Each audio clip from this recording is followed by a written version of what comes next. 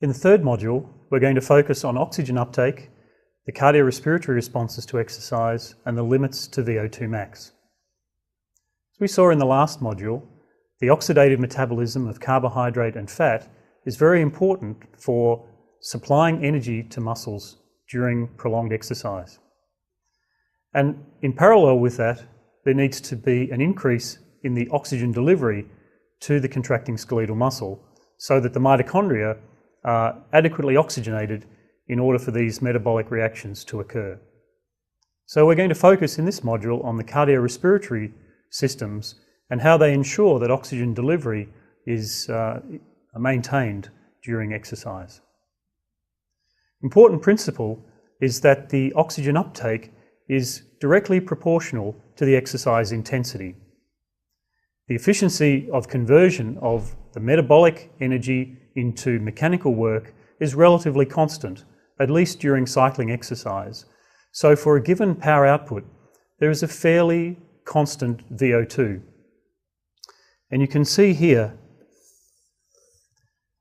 for various power outputs, as you increase the exercise duration, there is a characteristic VO2 associated with that power output. So if we plot VO2 against power output, we see a linear relationship, which is fairly similar between trained and untrained subjects. As I said, they're relatively similar mechanical efficiencies across a range of training status. Eventually, you reach a point where the oxygen uptake cannot increase any further, and we refer to that as the maximal oxygen uptake. We'll come back to that point later in this module. If we look at the time course of changes in oxygen uptake, from rest to exercise at a given exercise intensity that requires a given oxygen uptake, we refer to this as the steady state. We can look at the kinetics of the increase in VO2 with exercise and the decrease in VO2 after exercise. You can see here that as VO2 increases up to this steady state level, there is a lag in oxygen uptake, and that increased energy utilization that's required in that transition period is met by the other energy sources. This is referred to as an oxygen deficit. Interestingly, oxygen deficit, or the maximal oxygen deficit, has been used as a marker of anaerobic capacity in an applied sports setting. During exercise, as long as that exercise continues, there's a given oxygen uptake. And when exercise stops, there's a rapid decline in the VO2, but it remains elevated for some time. And this may include several hours, depending how hard and how long the exercise is. Initially, this period was referred to as the oxygen debt, and you'll see that term in many textbooks to this day. More recently, the preferred term is excess post-exercise oxygen consumption, which really summarizes what's going on rather than ascribing any mechanism to the increased oxygen consumption.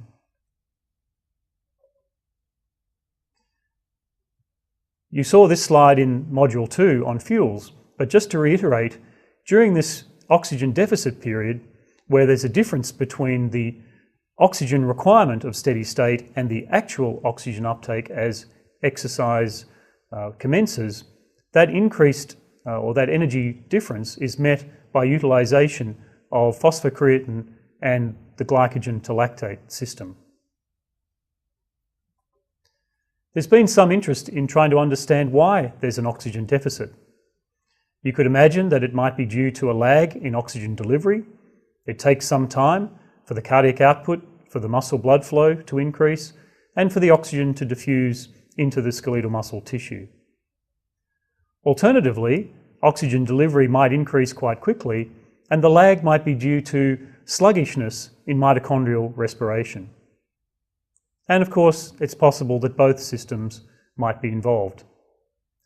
A number of experiments over the years have tried to identify, is it oxygen delivery, is it oxygen utilization?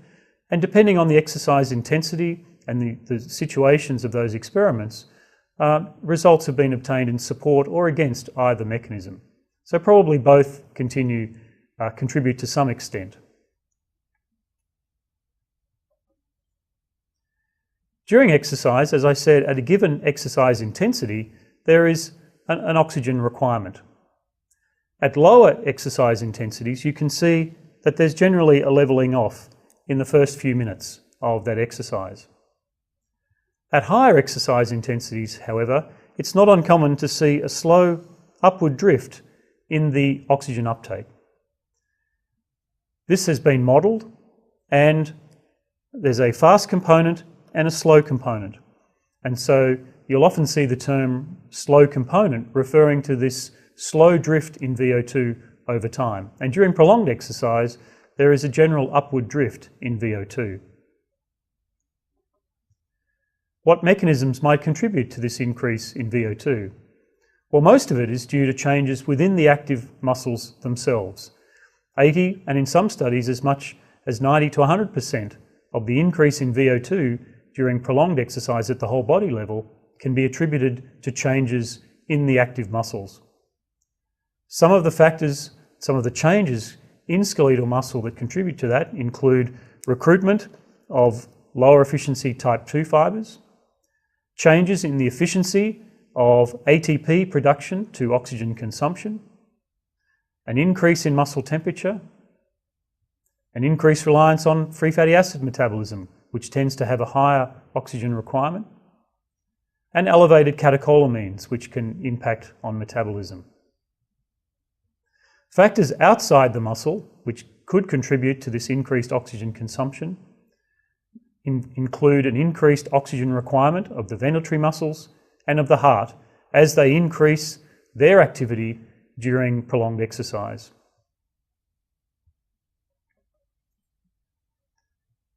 If we look at the post-exercise period, there are a number of processes going on that are thought to contribute to the maintenance of a slightly higher VO2 during recovery. In the fast component, or that rapid decline early after exercise, it's generally agreed that the resynthesis of creatine phosphate and the restoration of the myoglobin oxygen stores account for most of that extra oxygen consumption. In the short to medium term after exercise, heart rate, ventilation will remain slightly elevated, and that will increase the oxygen requirement. There'll be an increase in temperature, which is maintained for some time after exercise, and that might also contribute to a slight increase in VO2. We know that there's an increased free fatty acid metabolism during recovery, and that might contribute to this increased oxygen requirement. Also, mitochondrial uncoupling, or again, a change in the ATP to VO2 ratio might contribute to a need for higher oxygen uptake. And in the longer term, there's resynthesis of glycogen that's been utilised during exercise, and the synthesis of key proteins that might contribute to the adaptive response to exercise. And these are energy dependent. If we look at creatine phosphate resynthesis, which is occurring in this early recovery period, this is a process that occurs very rapidly. The half time is in the order of 60 to 90 seconds, which means after 60 seconds of recovery, you've restored about half of your degraded creatine phosphate stores. It is dependent on oxygen availability. If you occlude the circulation and prevent oxygen being delivered to the muscles, you prevent the resynthesis of creatine phosphate. It's dependent on the muscle oxidative capacity. And this is often, or the resynthesis of creatine phosphate is often used as a marker of oxidative capacity. In this study, you can see a modelling of the rates of creatine phosphate resynthesis. And here, a relatively slow resynthesis, and in these subjects, a faster resynthesis. And the differences there are largely due to differences in the oxidative capacity. The higher the muscle oxidative capacity, the faster the resynthesis of creatine phosphate. And finally, one of the reasons why many athletes supplement their diet with creatine is to enhance the resynthesis of creatine phosphate. And this is important for high-intensity repeated sprint efforts. One aspect of the original oxygen debt hypothesis that has received some attention is the fate of lactate, and it was thought for many years that the oxidation of lactate contributed to the extra oxygen consumption during recovery. It turns out that this is not the case, and that oxidizing lactate really doesn't contribute or increase the VO2, nor should I add, is there good evidence that it contributes to muscle soreness. It is well recognised, however, that oxidation of lactate is a major metabolic fate in the recovery period, and lactate can be taken up and oxidised by the type 1 skeletal muscle fibres.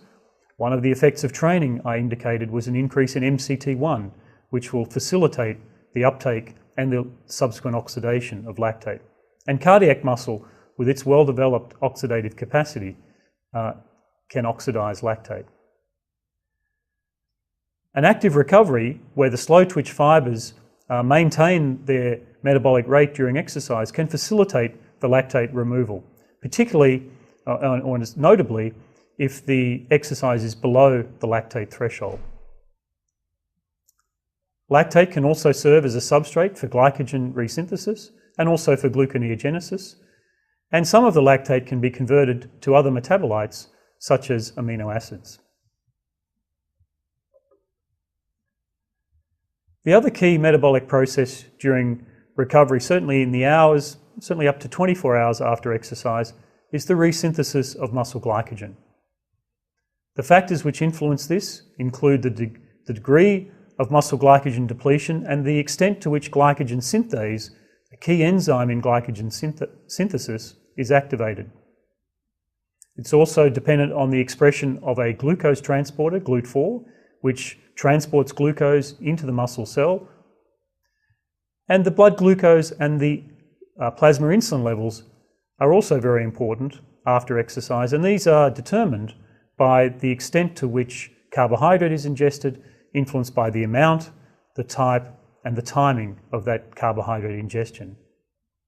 Muscle damage after very prolonged strenuous exercise, for example, such as a marathon, has been shown to slow the rate of glycogen resynthesis.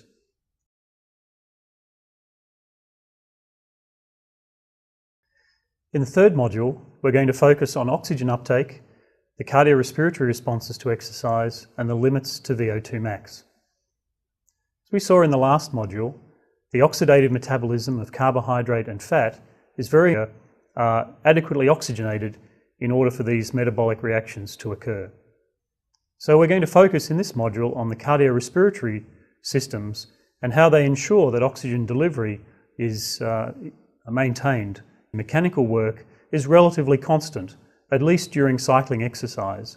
So for a given power output, there is a fairly constant VO2.